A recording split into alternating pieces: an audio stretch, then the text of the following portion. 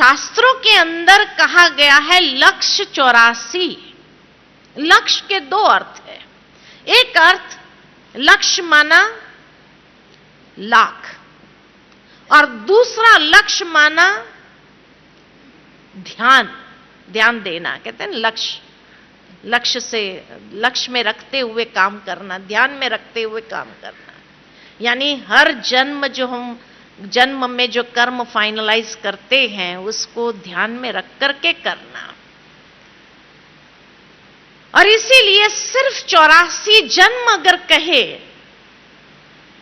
लक्ष्य 84, सिर्फ 84 जन्म, अगर सिर्फ 84 जन्म कहे तो हिसाब देना पड़े कि हमने 84 जन्म कैसे लिए, जो हिसाब आज की दुनिया में किसी के पास नहीं है।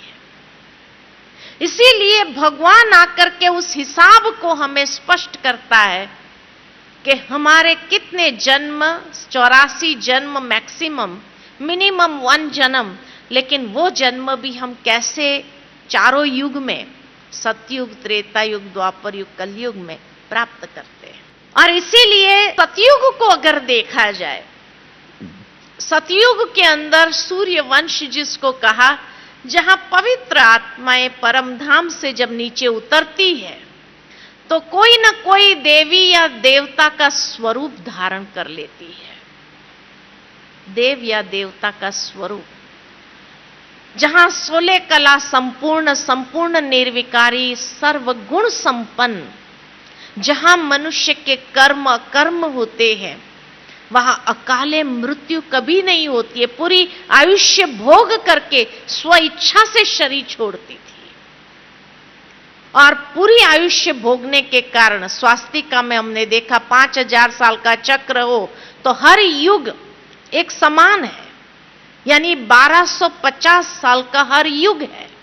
और 1250 साल के हर युग के अंदर जहां आत्मा 16 कला संपूर्ण, इतनी शक्तिशाली, संपूर्ण निर्विकारी, मर्यादा पुरुषोत्तम, सर्वगुण संपन्न होती है। और इसीलिए सतयुग में राज्य करने वाले श्री लक्ष्मी और श्री नारायण, लेकिन श्री नारायण का जो बचपन का स्वरूप है, कभी उसका फोटो नहीं देखा आपने। उसका बचपन का स्वरूप कौन सा है? तो एक भजन याद आता है मुझे, आपने भी कई बार ये भजन गाया होगा कि श्री कृष्ण गोविंद हरे मुरारी, हे नाथ नारायण नम वासुदेव। श्री कृष्ण की पूरी जीवन कहानी उसमें बताई गई है एक ही लाइन में। बचपन में जिसको श्री कृष्ण कहा, थोड़ा बड़ा हुआ, ग्वाल बाल बना, तब उसको गोविंद कहा। जब रास लीला रचाई तो उसको हरे मुरारी कहा, और जब राजगद्दी पर बैठता है तो नाथ नारायण, वही वासुदेव है। ये वासुदेव की अलग अलग स्टेजेस है। तो अगर नाथ नारायण सतयुग में है, सत्य नारायण, सूर्य नारायण सतयुग में, तो श्री कृष्ण कहां होना चाहिए? उसका बचपन तो वहीं होना चाहिए। और इसलिए सतयुग के अंदर 150 साल की जब आयुष्य है, इतने पूरी आयुष्य भोग के जब शरीर छोड़ते हैं, तो 1250 साल में सिर्फ 8 जन्म होते हैं। 8 जन्म वो भरपूरता से जीवन जीते हैं, पूरा सुख भोग करके जीवन जीते हैं, कर्म श्रेष्ठ। इसीलिए श्री कृष्ण की जब जयंती मनाते हैं ना, जन्माष्टमी, जन्माष्टमी माना 8 जन्म की जयंती मना रहे हैं। We celebrate the birth of Krishna in all 8 births. Janmashtami 8 जन्म की जयंतियां मना रहे हैं, इसलिए बड़े धूमधाम से मनाते हैं, क्योंकि उसका 8 जन्म इतना श्रेष्ठ था। सतयुग के हर जन्म इतना महान था, तो 8 जन्म की जयंतियां मनाते हैं, जन्माष्टमी। और जैसे ही सतयुग पूरा हुआ और दूसरा युग आया जिसको कहा गया त्रेता युग, चंद्रवंश, जहां पर सतयुग जितनी परफेक्शन नहीं है, लेकिन जहां पर श्री राम का राज्य है, श्री रामचंद्र जिसको कहा, 2 कला कम हो गई। 16 कला संपूर्ण थे। 16 कला कोई गिनती की नहीं होती है, परफेक्शन का फिगर है। कोई बात 100% करेक्ट होती है तो क्या कहते हैं, 16 आनी सच है। संपूर्ण खिला हुआ चंद्रमा होगा तो कहेंगे 16 कला संपूर्ण है। तो 16 फिगर परफेक्शन का है ना। परफेक्शन के बाद धीरे धीरे इम्परफेक्शन की ओर यात्रा बढ़ेगी, लॉ ऑफ एंट्रोपी के हिसाब से। और इसलिए त्रेता युग में आए तो 2 कला कम हो गए, 14 कलाधारी बने। लेकिन मर्यादा पुरुषोत्तम इस युग में भी है। लेकिन सतयुग जितनी संपूर्णता न होने कारण आयुष्य थोड़ा कम हो गया। 2 कला कम हुई तो थोड़ा कम हो गया। और इसलिए 125 साल के आसपास जब आयुष्य हो जाती है तो जन्म बढ़ जाते हैं, 8 जन्म से 12 जन्म हो जाते हैं। तो सतयुग के अंदर श्री कृष्ण के 8 जन्म की जयंती मनाते हैं हम, क्योंकि इतनी श्रेष्ठ आत्मा थी। और 8वें जन्म के बाद 9वें जन्म पर श्री राम का जन्म होता है। इसीलिए राम नवमी मनाई जाती है कि 9वें नंबर पर श्री राम है, तो उसकी जयंती भी इतनी ही महान थी, उसका जन्म भी इतना श्रेष्ठ था, तो उसके जन्म का भी हम जश्न मनाते हैं। कितना सुंदर! भक्ति के अंदर हर चीज इतनी सुव्यवस्थित है, लेकिन हमने कभी उसके भाव को समझा नहीं, इसलिए उसका आनंद नहीं ले सकते। तो इस तरह से मर्यादा पुरुषोत्तम श्री राम की भी जयंती हम मनाते हैं। भले 125 साल हो गया, 150 साल से कम हो गए, लेकिन फिर भी बहुत श्रेष्ठ कर्म उनके भी थे। लेकिन जैसे जैसे तीसरा युग आता है, द्वापर, जहां सत्य के साथ असत्य मिक्स होने लगा, अकाले मृत्यु आरंभ होने लगी। और अकाल मृत्यु जब आरंभ हो जाती है तो जरूर है आत्मशक्ति क्षीण हो गई।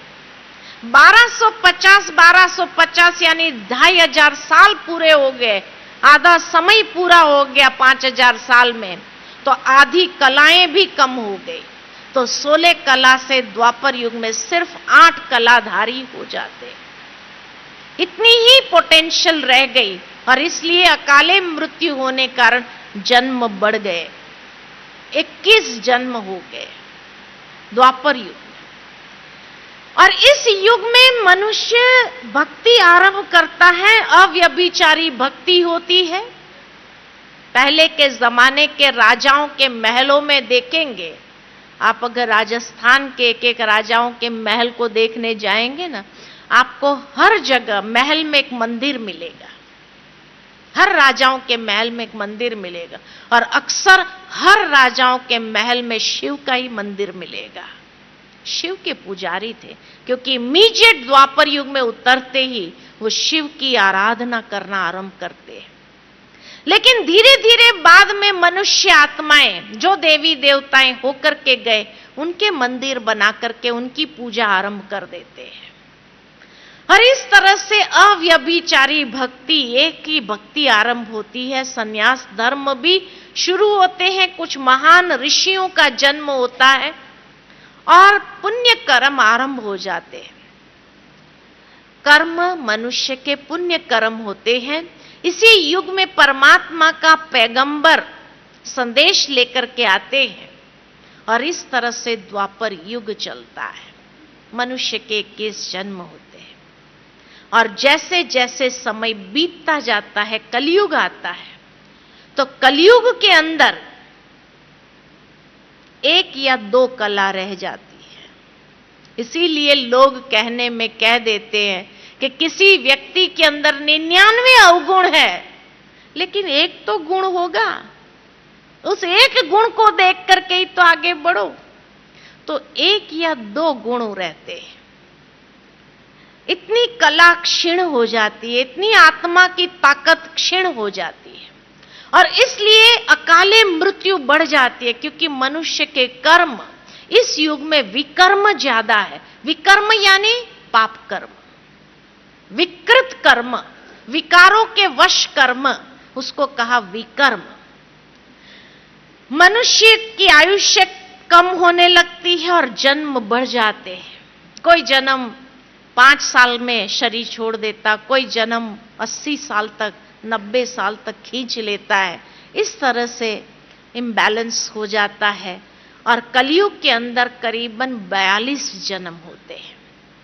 इस तरह से अगर गिनती करें, 8 जन्म सतयुग के, 12 जन्म त्रेता के, मिलकर के 20, द्वापर के 21 माना 41 और कलयुग के 42 माना 83 जन्म, 83।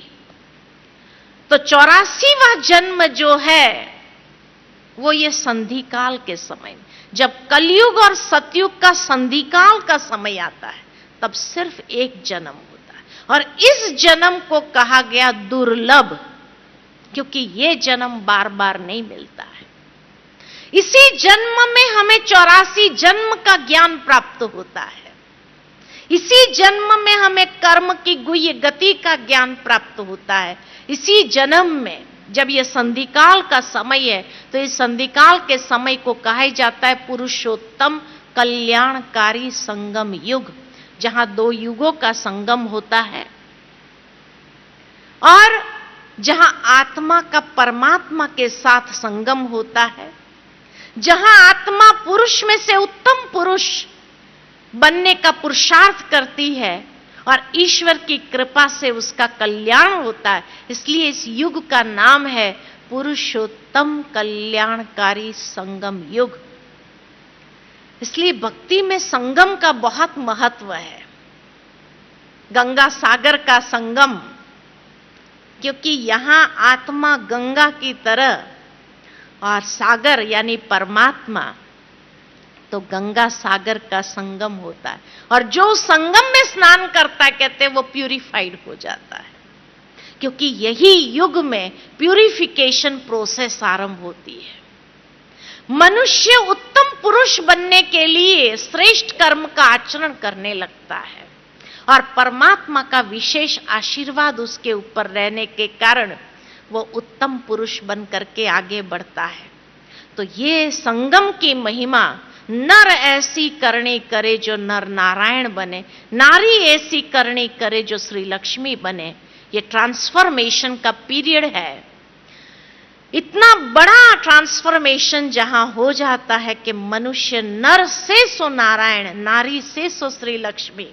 ये कहावतें भक्ति में ऐसी ही नहीं पड़ी है, ये प्रैक्टिकल हुआ है, इसीलिए कहावत।